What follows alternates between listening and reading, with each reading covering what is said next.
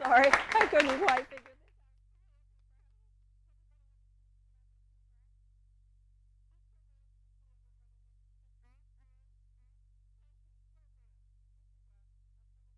You were here, some of you were there. Where should I be? What's best? With you on the floor, maybe it's better from me sitting, right? You think? Okay. Thank you so much, Jamie. And where's Tracy? Thank you so much. Is this cool for you that I'm? Thank you. I'm so honored to be here. Thank you so much. Thank you. Thank you to Jamie, wherever you are. Thank you. Thank you. It's wonderful for me to be in a yoga studio. How many of you actually find yourselves being in a yoga studio, that this is a kind of environment that you're used to? You go to yoga, this is the kind of place you hang out normally. How many of you are here to hear me because I'm a presidential candidate, but you sort of can't believe you're in a yoga studio? Okay, well that's good. I think that that's America today. And I think that's a good thing. I have had a career for 35 years where being in places like yoga studios are natural for me. And that is because for 35 years I've been a writer about inspirational topics, the universal spiritual themes that are at the heart of all the great religious and spiritual traditions. Nothing outrageous: love, forgiveness, faith, compassion. And I have been very up close and personal, particularly in the lives of people who are in crisis. I've had a career where people don't usually come to me because things are going well. I often find myself talking to the person who just got the test results and it came back malignant, or the child is addicted and they're on heroin, or someone very beloved just died, or the spouse just left, or the business is going under. And this has given me what I believe is insight. It has given me insight into two things that I think are very relevant to my being here with you tonight. Number one, I have seen how noble and intelligent people get when they get really bad news. I've seen that when people are told sometimes the worst news possible, that in the first 5 minutes, so many unimportant things just fall away. So many of the preoccupations which dominate our lives, which are so ultimately meaningless, just fall away. And that's when people get very smart. You heard what the doctor said, and now you're going to have to hear what the doctor says we're going to do about it. And so even though you might be traumatized by the news, you're very focused on listening with nobility and intelligence to the person who might have some advice. But the other thing that I have seen, particularly over the last 20 years, is something that has disturbed me about our country. And that is that I understand that when people go through crisis, that people who do work such as mine, psychotherapists, people who do spiritual counseling, etc., it's understood that we're the people in a society that are there to help people go through crises. That's what we do. But I've noticed over the last 20 years that too many Americans, given that this is the richest country in the world, too many Americans are in crises that the average citizen shouldn't be going through in the richest country in the world. I once heard a story that I think of, I don't think it has a title, but I think of as the transition from the story of the Good Samaritan to the story of the conscious Samaritan. So the Good Samaritan is walking down the road and sees a beggar and sees the beggar needing alms, so the Good Samaritan gives the beggar alms. And then the Good Samaritan continues down the road and sees another beggar and gives that beggar alms. And then the Good Samaritan continues further down the road and sees another beggar and gives the beggar alms. At a certain point, the Good Samaritan asks himself, why are there so many beggars? And that is what I have come to in my own life. Why is it in the richest country in the world that so many people who work so hard, who live good lives, are having such a rough time? Why is it that people who work hard and have families have to work more than one job? Why is it that somebody who has worked so hard and produced so much is loaded by all these college loans? And so I have seen up close and personal the effects of bad public policy. Now, I have been very active as a nonprofit activist and as a political activist. I have founded nonprofits, founded an AIDS organization, have worked on the board of an anti-poverty organization, have founded a peace organization.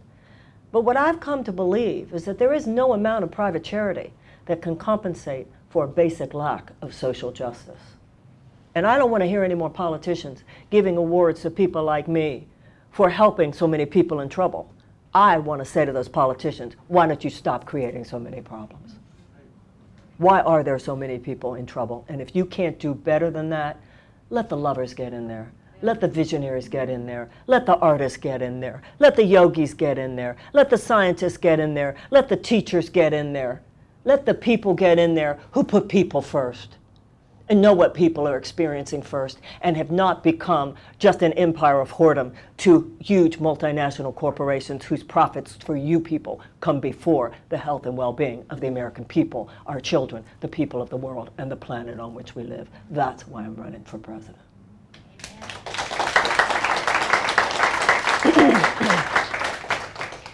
And to me, that's what a democracy is supposed to be. That was the whole point. In the U.S. Constitution, it's very interesting to me, the qualifications for running for president. The qualifications for running for president are that you were born here, check. Over 35, check. And lived here for 14 years, check. Really interesting to me, there are many places in the Constitution where it seems to me as significant what the founders did not say as what they did say. Hey, if they'd wanted to say had to have been a congressman, they would have. If they had wanted to say had to have been a governor, they would have. If they'd wanted to say had to have been a senator, they would have. If they wanted to say had to have been a lawyer, they would have. But they didn't, and I believe they didn't for a reason. Because they were leaving it to every generation to determine for itself the skill set that any particular generation feels is most necessary to navigate the times in which we live. At this point, ladies and gentlemen, I believe we need a political vision more than we need another political mechanic. Political mechanics are important, but they're kind of like the best car mechanics in the world. You might have the best car mechanic in the world, and the car mechanic is important, but the car mechanic doesn't necessarily know what road should I take to Cleveland. It's the road we're on that's the problem. The car, we have the best car, and we have some good mechanics, but we've been driving in a really bad direction. And in order to drive into another direction, I believe the people need to step in now. For us to look at the political status quo that drove us into this ditch and think that only one of them is qualified to drive us out of this ditch, it doesn't even jive with the history of this country. The US government did not make the move for abolition. It was the abolitionist movement itself that arose from early evangelicals and Quakers. It was a generation of people who rose up and stepped in. That's what really drove the path towards abolition. And the same is true with women's suffragette movement. The US government did not wake up one day and just decide to give women the right to vote. It was a people's movement. It was the women's suffragette movement. People, a generation rose up, they stepped in, and that's how women got the right to vote. And the civil rights movement is the same. It wasn't that the United States government decided one day we've got to desegregate the American South. That's not what happened. Institutionalized white supremacy had been going on for a while there. It was Dr. Martin Luther King and the civil rights movement, the people of the United States, who rose up and stepped in, and that is what led to civil rights in the United States and the desegregation of the American South. We are living, just like those generations lived, at a time where we need a deep, meaningful, and fundamental course correction. And I believe that just like in those former times, it's time for the people to rise up and for the people to step in.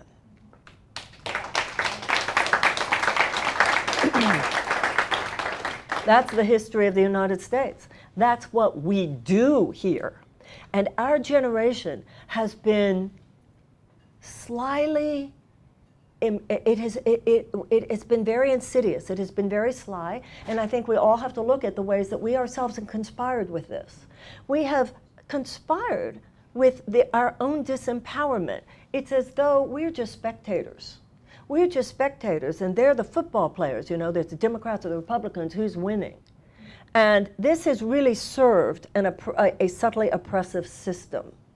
Because basically the only say we have is who we vote for, but more and more it actually aids people in the process, or it fosters within us the process of disengagement, whereby we don't even care to vote that much because it seems less and less to have anything to do with us. Now the only way to get that power balance and that power arrangement realigned to be in keeping with genuine democratic principle is if it begins with an awakening inside ourselves. An awakening inside ourselves which begins with the realization that we can have as president whoever we want to have as president. It begins right there. Now, what we have in our situation today, I believe, and I think many Americans believe clearly, is a president who is unworthy of the job. I believe that his behavior is unworthy of the office of president. And I use that word because Franklin Roosevelt, when he referred to the Nazis, talked about them as unworthy men. I think that's pretty amazing, given what he knew he had to do and what he made sure did happen, but he called them unworthy men. I don't feel we need to spend much time talking about Donald Trump. All of you know who Donald Trump is, and you don't need me to educate you about who he is or about what he's done. But this is how I see the election in 2020. The people who were so excited about Donald Trump, some of them still are excited about Donald Trump, and some of them are not. Those who are excited about Donald Trump have that right. This is America. This is a free country. They can vote for whoever they want. People, if they want to vote for Donald Trump, they get to vote for Donald Trump. And some of them will. And then there are other people who find the agenda of Donald Trump offensive to their beliefs. And they are going to vote for the Democrat no matter what. So you've got one group that's going to vote for Donald Trump. You've got another group that's going to vote for the Democrat no matter what. To be honest, ladies and gentlemen, for those of us who wish to see the president replaced in 2020, that's way too close to comfort. Donald Trump did not just win because of the people who were so excited about Donald Trump. Donald Trump also won, if we actually do the math, almost more because of how many people did not vote. If you put how many people did not vote and how many people voted for the third party, there you're talking about a group we need to speak to. I'm not interested in talking about how bad Donald Trump is, because I believe that there are millions of people who voted for Donald Trump who are the very least disturbed and are open to the possibility of voting for someone else. But if all we do is go on and on about how bad Donald Trump is, that's subtly making them wrong. That's shaming them. It's almost an act of emotional violence. And I don't think that that will make them want to vote for the Democrat. Even more importantly, when you look at the deeper problems in our country today, they were not all created by Donald Trump. A lot of the things which you and I need to look at were here before Donald Trump. I think of the president as a kind of opportunistic infection. He could not have gotten a hold of this country had there not been a weakened societal immune system. And I think that every voter and every citizen should think of ourselves as the immune system. And the body politic is very sick today. And the immune system must set in, and that is each and every one of us. We have a much bigger task on our hand than just replacing Donald Trump in 2020. That's like saying we didn't go over the cliff. Ladies and gentlemen, and everyone else, we have to get out of the vicinity of the cliff. If all we do is replace Donald Trump in 2020, then certain forces will be back in the midterms in 22, and they'll be back in 24. We have to do more than replace the president. We have to transform this country. And that's why I feel that we need to prosecute more than a case against Donald Trump. We need to prosecute a case against the system that produced him. And the system that produced him is a system which many of us in our own ways have conspired with. And that's what I want to talk to you about tonight, so that we know what has happened and we can articulate a vision for what is needed in order to change what has happened. Bad public policy got us to where we are. Good public policy will begin a season of repair. Now, many of us are old enough that we have some real memory. This chapter, this aberrational chapter in American history, began in the 1980s. It began with the advent of the idea of trickle-down economics. And trickle-down economics is an amoral economic system. I'm not saying it's an immoral economic system, because it's not, but it is an amoral economic system, and therefore we should have realized that it would produce immoral results.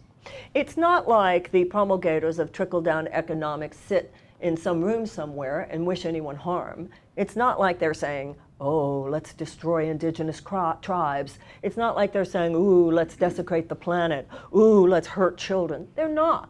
They're simply saying, and they have been given permission to say, by government and by society at large, hey, all I'm trying to do is to create profit for my stockholders, for my shareholders. Hey, that's my job. And they have been led to believe, and the entire society has conspired in this belief that that is their only job. And so when this change happened, and I'm not trying to romanticize America before then, but I do think it's fair to say that when I was growing up, the American corporation, believe it or not, was expected to care. It was. It was like if somebody had worked for the corporation for decades, it was the assumption on the part of our culture that the corporation cared whether or not that person had a dignified retirement. But with the advent of trickle-down economics, the idea was that all the corporation should have to care about was the bottom line for the stockholders, even if that was at the expense of the worker. Yeah. Even if that was at the expense of the community. Even if that was at the expense of the environment. And the justification for that was that it was all cool, see, because that stockholder class was going to make so much money and they would create so many jobs that all of that money would trickle down and it would lift all boats. After 40 years, I think we can say that the jury is in. It has not lifted all boats. It has left millions of people without even a lifeboat, without even a life vest. It has decimated America's middle class. It has created a situation where 1% of Americans own more wealth than the bottom 90%. It has left 40 million Americans living with chronic economic anxiety. 40% of all Americans living with chronic economic anxiety. 40% of Americans. We have millions and millions and millions of Americans who live every day not knowing what will happen if I get sick. Millions and millions of Americans who don't know what will happen if one of my kids gets sick. Millions and millions of Americans not knowing how I'm going to send my kids to college. And millions of Americans living without knowing how am I ever going to get out from under this college loan debt. And even more than that, they live with the deep knowledge that their government clearly doesn't care. And they're right. Because for all intents and purposes, our government now serves more as an advocate for the short-term profits for those huge multinational corporate entities than it does as an advocate for the health and well-being of the average American, our children, and our planet. We are not now functioning. We are not now functioning as a government of the people, by the people, for the people. We're a government of huge multinational corporations, by huge multinational corporations, for huge multinational corporations, whether it's health insurance companies, big pharmaceutical companies, gun manufacturers, chemical companies, food companies, oil and gas, fossil fuel, defense contractors, nuclear. It's a new aristocracy. This has happened. What has happened to our country? That's what we rejected in 1776, and it is time to reject it again. The revolutionary spirit out of which this country was born. There's a rambunctiousness to being American. What has happened to us? We have lost our revolutionary fervor, and it turns out, and I think we all see this now, the American Revolution is actually an ongoing process. And silly us, naive us, foolish us, distracted us, irresponsible us, that we ever lost sight of that. If you don't take care of your marriage, can you be that surprised when one day they say, I'm gone? If you don't take care of your health, can you really be that shocked when you get sick? If you don't take care of your business or your money, can you really be shocked when they go south? We thought other people would handle it. We would say things like, well, I'm not political. Good luck with that one. Because let me tell you something, like the French say, you don't do politics, politics will do you. You think other people will handle that? Guess what? They sure did.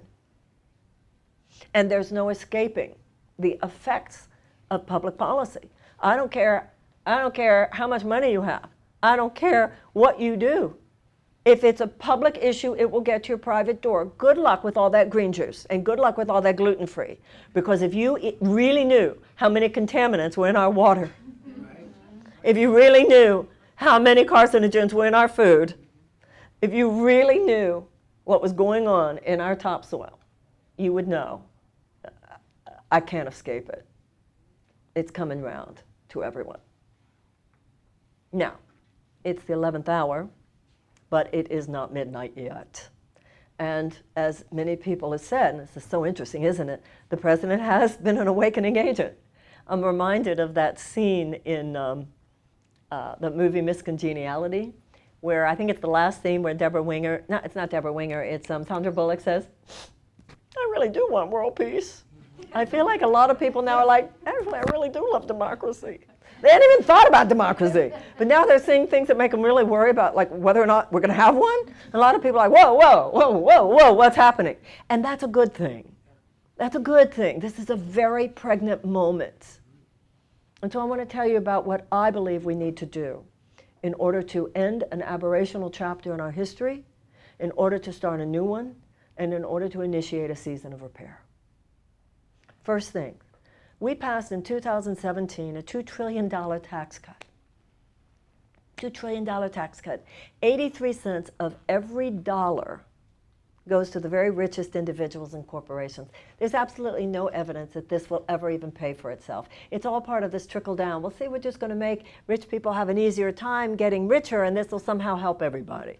That was passed in 2017. We need to repeal that tax cut. Put back in, however, the middle class tax cut that was part of it, because I think that should have been done before. We start with that. The next thing we do is we address these corporate subsidies. Do you know that last year alone, we gave $26 billion in corporate subsidies to oil and gas? You know, Martin Luther King used to say, if they give it to rich people, they call it a subsidy. If they give it to poor people, they call it a handout. Next thing we need to do.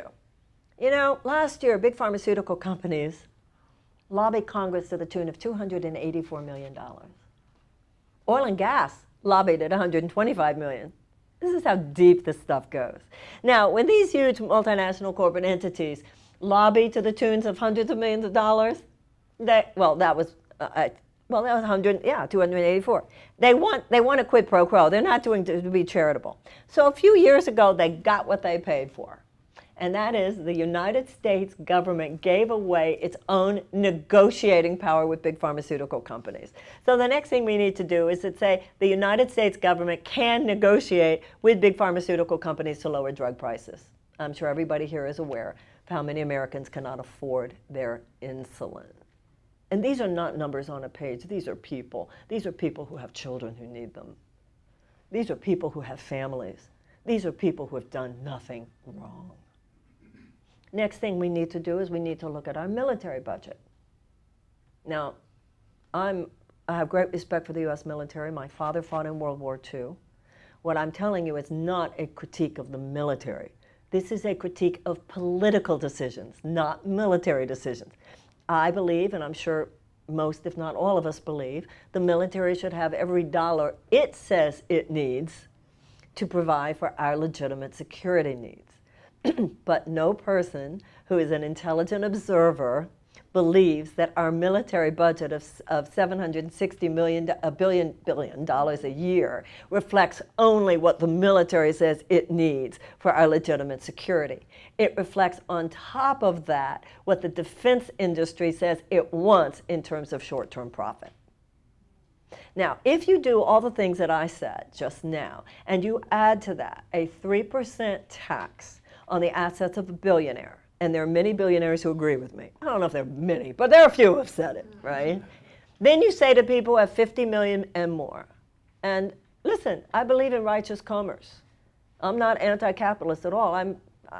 Capitalism, fine. The problem is that what has happened over the last 40 years is a virulent strain of capitalism. So capitalism should have a conscience. Public policy and public institutions should be aligned with ethics and morality on a public level, just as we seek to be good people on a private level.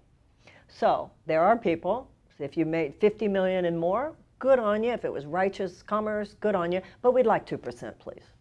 Now you do the things I just said, plus that 3% on the assets of a billionaire, 2% on the assets of 50 million, and guess what we have?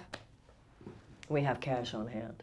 And let me tell you what we will do with that cash on hand.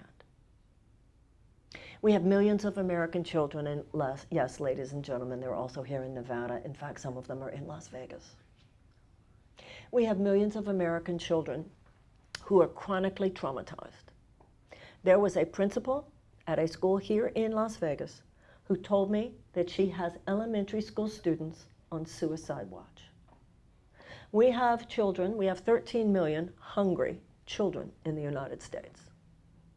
We have millions of American children who go to school every day and ask the teacher, do you have some food for me? And I got a letter from one teacher in Texas who told me that it breaks her heart every day because she is forbidden by the district from giving that child even a cracker because then the district itself would get less money. We have millions of American children who go to school every day in classes that do not even have the adequate school supplies with which to teach a child to read. If a child cannot learn to read by the age of 8, the chances of high school graduation are drastically diminished, and the chances of incarceration are drastically increased. This is the richest country in the world, ladies and gentlemen. This is immoral. Now, these children should be rescued. These children should be rescued no differently than if they were the victims of a natural disaster. And let's talk about why they're not. Well, they're not old enough to vote, are they? So they're no constituency. And they're not old enough to work, so they don't have any financial leverage. So what chance do they have to compete with the clout of all those corporate dollars that flood Washington every day?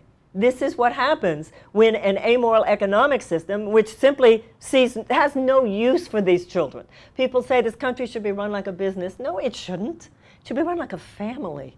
You put your children first. Our public policy should be aligned with that which is true and good and righteous, no different than our personal behavior. And I don't find that the average American doesn't ask questions about what it means to live a good life. I'm a fan of the American. We're good people, we're decent people. I'm not saying we're better than other people because I don't think we're better, but I think we're as good as anybody anywhere. And my experience of the American people is that Americans do ask questions about what it is to live a good life and how do I treat people right. But what has happened over the last few decades, and this is dangerous, and it has had dangerous consequences and will continue to have dangerous consequences until and unless we wake up. We have stopped talking about what makes a country good.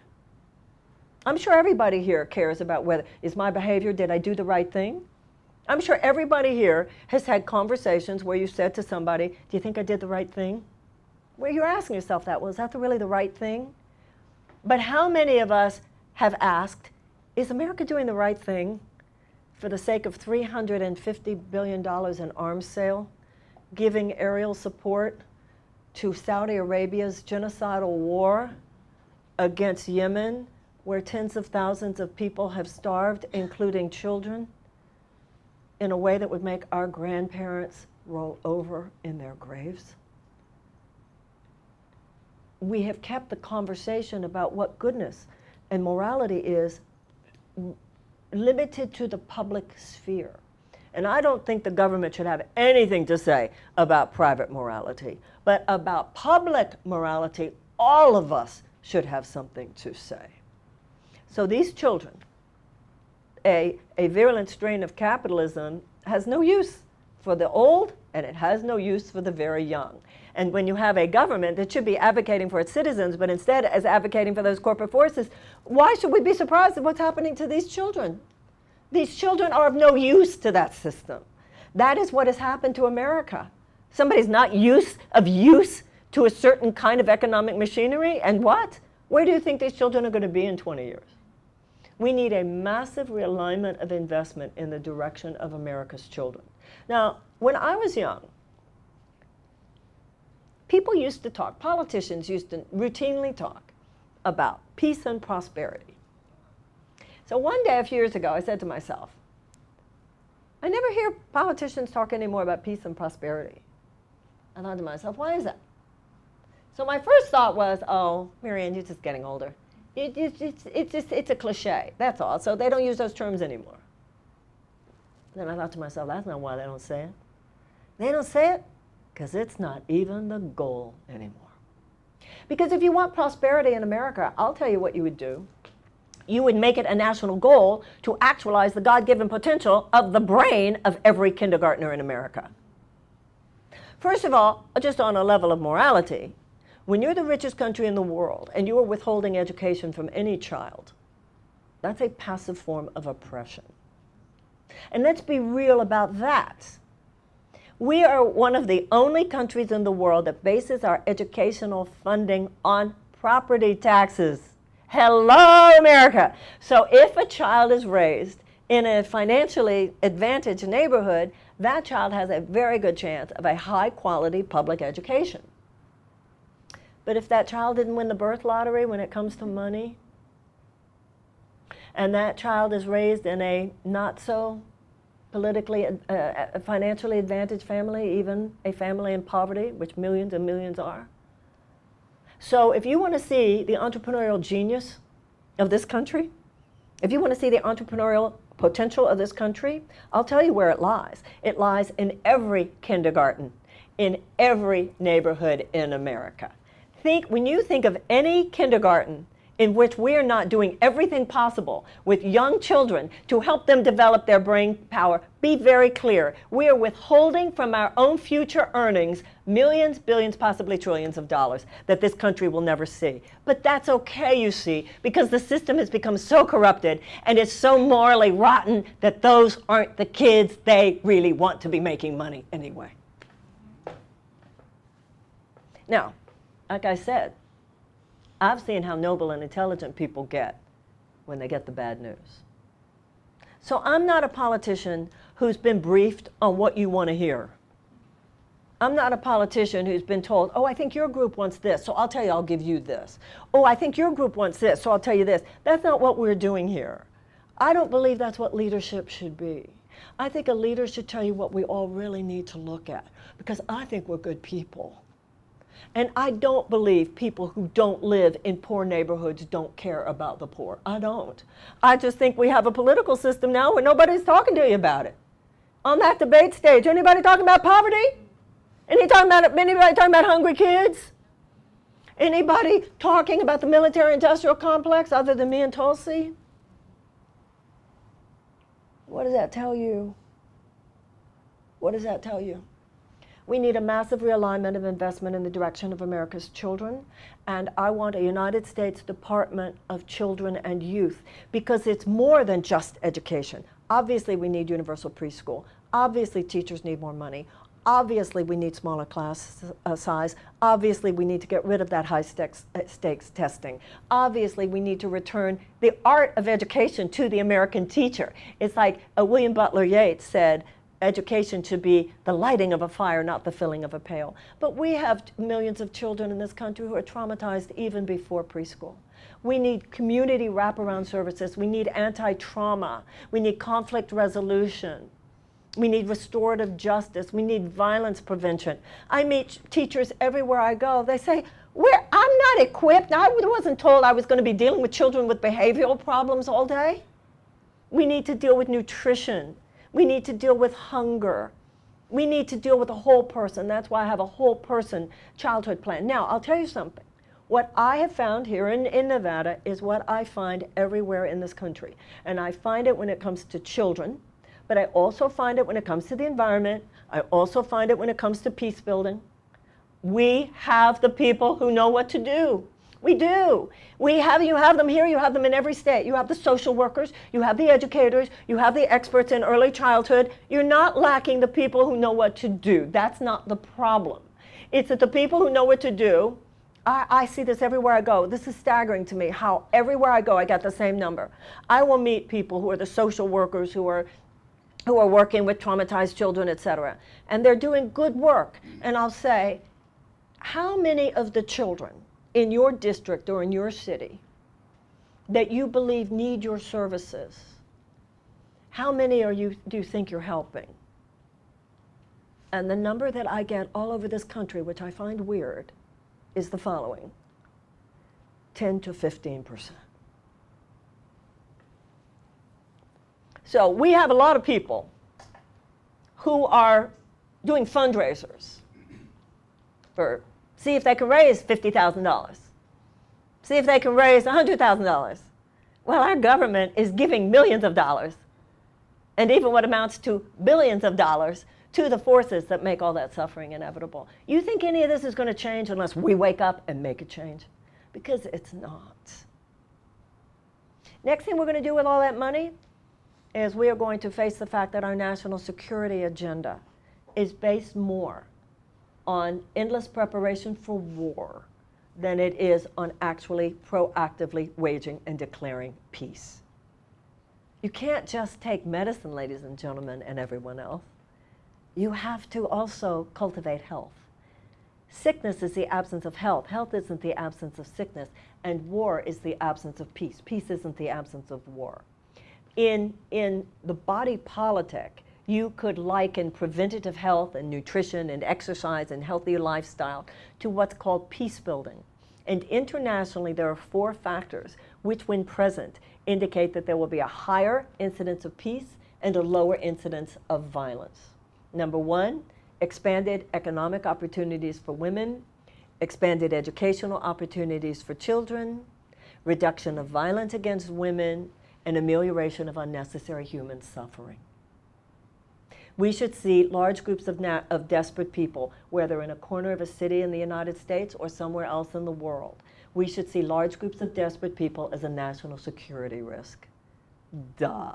Desperate people do desperate things. Desperate people are more vulnerable to ideological capture by genuinely psychotic forces. And so all public policy should be based around the core principle of what helps people thrive. Because when people are thriving, when their dreams are uncapped, when their spirits are unleashed, when they can become who they wish to be, there is greater peace and there is greater prosperity. But we have a $760 billion military budget. Our State Department, which is diplomacy, development, and mediation, that's only $40 billion. Within the $40 billion is $17 billion to USAID, which is long-term development and humanitarian assistance. And then there's another $1 billion, less than $1 billion on peace building. I read an article from a couple of years ago talking about our national security agenda. How's this for wicked? Airstrikes are in, diplomacy's out. There's a lot of money to be made on those airstrikes, ladies and gentlemen. Not so much money to be made on helping people live. Once again, we need to step up, we need to rise up, and we need to step in. That's why I want a United States Department of Peace, because the peace builders should have an equal seat at the table of power. The peace builders should be equal to military. When we have a national security agenda meeting, first of all, when we were talking before about those children, in my economic councils, you know what we'd have on our economic councils? More elementary school teachers. Well, I say more, like there are any right now. But anybody who can tell us what we need to know about helping a child actualize their potential, that's the person who tells us what we need to know about creating an amazing economy 20 years from now. Because if you want an amazing economy 20 years from now, you help your 10-year-olds today. And if you want to talk about actually providing the possibility of peace on this planet for future generations, you don't just talk to the people who are experts at preparing for war, even though we need those people. And we certainly need a strong and a healthy military. There's no question about that. But we should look at that like a surgeon. If America needs surgery, we need to have the best surgeon. But a sane person tries to avoid surgery if possible. So those who are helping us, guiding us to peace games. We don't just need war games, we need peace games. We should have a peace academy for the peace builders, just like we have a military academy for those who are learning the arts of war. These are the pillars of a season of repair. Another thing we need to do is to realize that for a country, just like for an individual, you can't have the future you want if you're not willing to clean up the past. Ladies and gentlemen, the turbulence of racial relationships in this country. This has to do not only with Black Americans, but it also has to do with reparative justice measures that we need to take in terms of Native Americans. We have some things to clean up. Let this generation be the one that does it. Racism was America's original character defect. We're a country that was founded on a profound dichotomy. It's built into our DNA. On one hand, you had men who were risking their lives to sign the Declaration of Independence, the most noble, the most aspirational, the most enlightened principles that have ever formed the core of any country's founding. Amazing. All men are created equal. God gave all men inalienable rights of life and liberty and the pursuit of happiness. Governments are instituted to secure those rights. And if government's not doing its job, it's the right of the people to alter it and abolish it. That's amazing. That was a repudiation of aristocracy. It was extraordinary. And out of the 54 signers of the Declaration, 41 of them were slave owners. That's our characterological dichotomy. It's always been with us. On one hand, we're based on the most enlightened principles, and from the beginning, we have often been the most violent perpetrators of transgression against those principles. It's been true of every generation, and you know what, ladies and gentlemen? No less in ours. But if you look at the narrative of American history, we tend to self-correct. We had slavery, but then we also had abolition. We had the suppression of women, but we also had two major waves of feminism and the women's suffragette movement. We had institutionalized white supremacy and segregation in the American South, but we also had the Civil Rights Movement and the Civil Rights Act and the Voting Rights Act. It's simply our turn. We're not dealing with these problems that I'm talking to you about tonight, with problems any greater than other generations had to face. Let's just not be the first generation to wimp out on doing what it takes in our time to push back against the forces that would erode our democracy and to exalt those forces which make us healed and whole. It's simply our turn.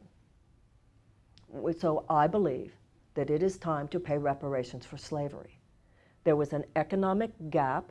At the end of the Civil War, there were between 4 and 5 million formerly enslaved people. And let's remember, slavery had been in this country for 249 years.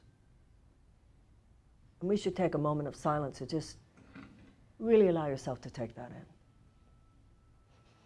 That was then followed by another 100 years of institutionalized violence against Black people.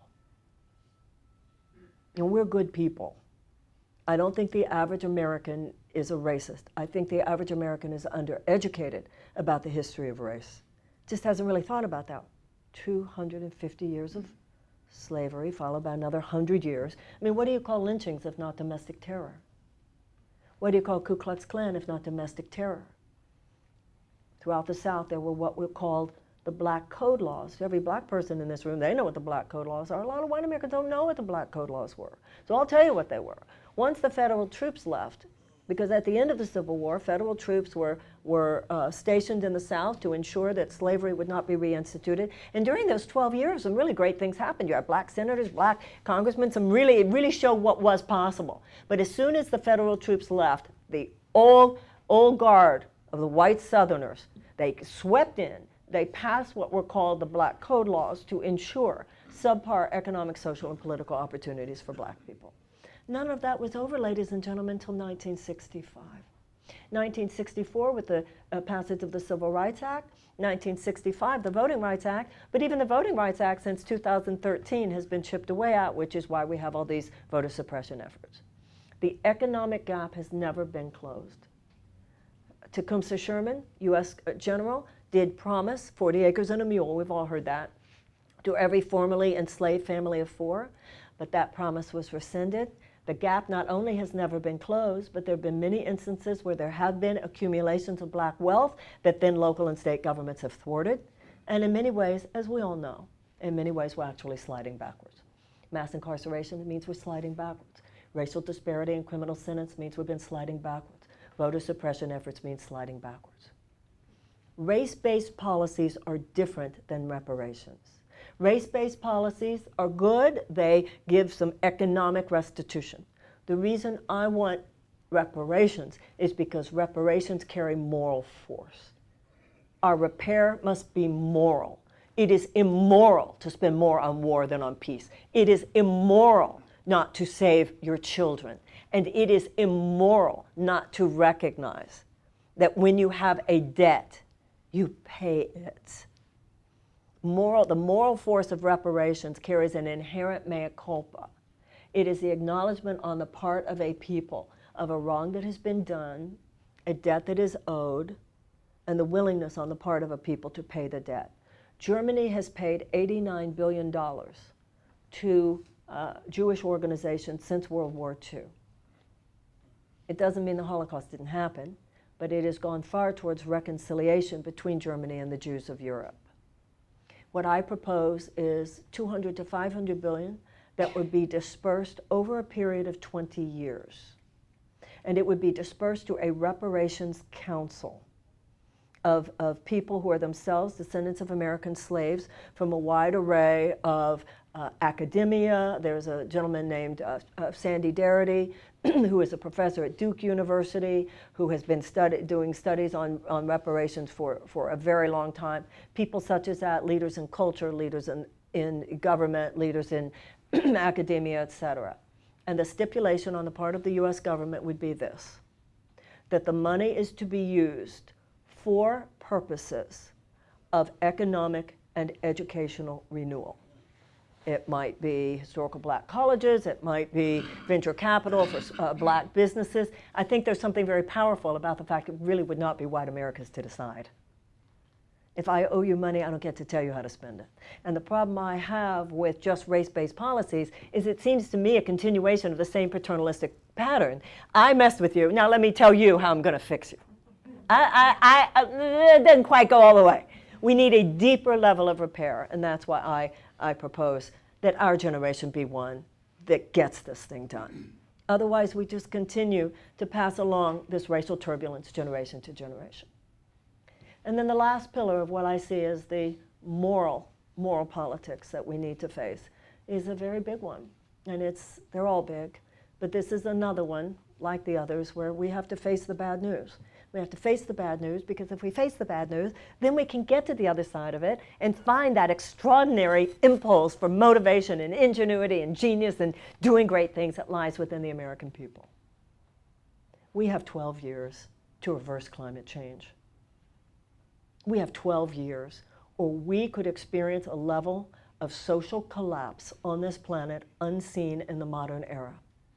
If we do not, we don't mean just stopping it. We're talking about reversing it now. If we do not reverse it, we could have such food shortages, mass starvation, whole swaths of countries and continents that are basically uninhabitable. Ladies and gentlemen, and everyone else, I'm talking to you in Las Vegas. If you've been reading at all, Las Vegas is right in the line for some heat that might make it real difficult to even be here. And in some countries, that would mean also where the food, not only it is uninhabitable, you're living in a country where if, God forbid, you can't live in Las Vegas anymore, there is Austin, Texas. But we're talking about some places in the world where you could be talking about hundreds of millions of climate refugees, ladies and gentlemen. You could be talking about mass starvation, food shortages, refugee crises, unlike even anything we have seen, and we're dealing with a serious one today. We need a World War II level mass mobilization. And we can do this. We can do this. We can do this. We're American, but we have to face what's going on. If we do, we need to shift. It's as simple as this. We need to shift from a dirty economy to a clean economy. And we can. We're American. We need to shift from a war economy to a peace economy. And we can. There's more money to be made in investment in education and infrastructure than there is in defense spending. But we have to wake up. Stop waiting for the status quo establishment political system to lead this train. They're not gonna, because it's too entrenched. Good people. I mean, I'm not running against anyone. I'm running with a lot of really good people. But I do challenge the idea that only people whose careers have been entrenched for decades in the system that drove us into this ditch are possibly qualified to lead us out of this ditch. There are other kinds of qualifications, like moral certitude. Other kinds of qualifications, like such a deep, passionate sense and insight into the pain that this craziness has caused people and will continue to cause people, that I, as an American woman and as an American mother, say not on my watch. That is what we need in this country.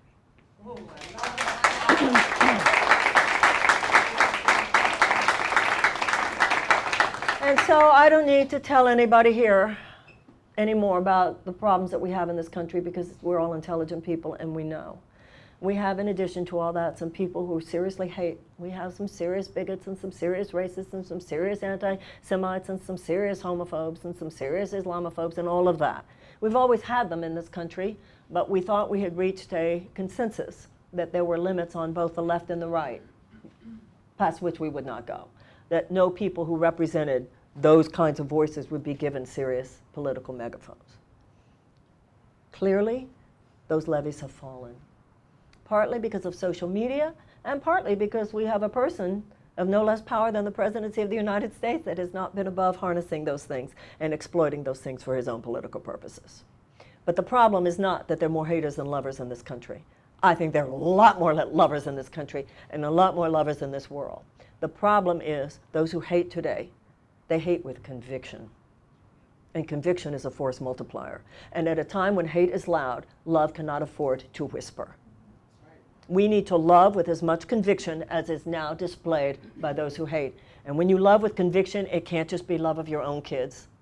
It has to also be love for the children on the other side of town, love for the children on the other side of the world. The love that will save the world means it can't just be my kids. It has to be kids in other neighborhoods in this country that do not have the advantages that my kids have. And it has to be love for those children in Yemen. And it has to be love for this entire world. And no generation, just like no person should live only for ourselves, no generation should live only for itself. We need to wake up. We need a moral and spiritual awakening. And we need to give that political force, just like some very low energies had been given political force. It's 11th hour, but it's not midnight yet. But we can't take a long time. We can't like ramp this up. We got to do it now. And along with that, let me just point out, I'm not doing this to just elevate the conversation. We need to do a whole lot more than elevate the conversation. Oh, it's so wonderful what she's saying. It's so good that this is part of the conversation. Don't you get what a game that is? Don't you get it? We need to do more than elevate the conversation. We need to elevate this country, and we need to do it quickly. Please consider voting for me, caucusing for, what is a caucus here, right? Caucus. If you feel that your ideas do not resonate with mine, I totally respect that. But if they do resonate with mine, please work with me and let's make this happen. You make me president. In our time, it will one day be said, they got there late, but boy, once they got there, they slammed it like nobody's business. Thank you. Thank you. Thank you. Thank you so much. Thank you. Thank you. Good to see you. Okay. Oh, thank you. Thank you. Okay. Any questions that anyone has? And to those of you on live stream, bye. We're going to talk Las Vegas.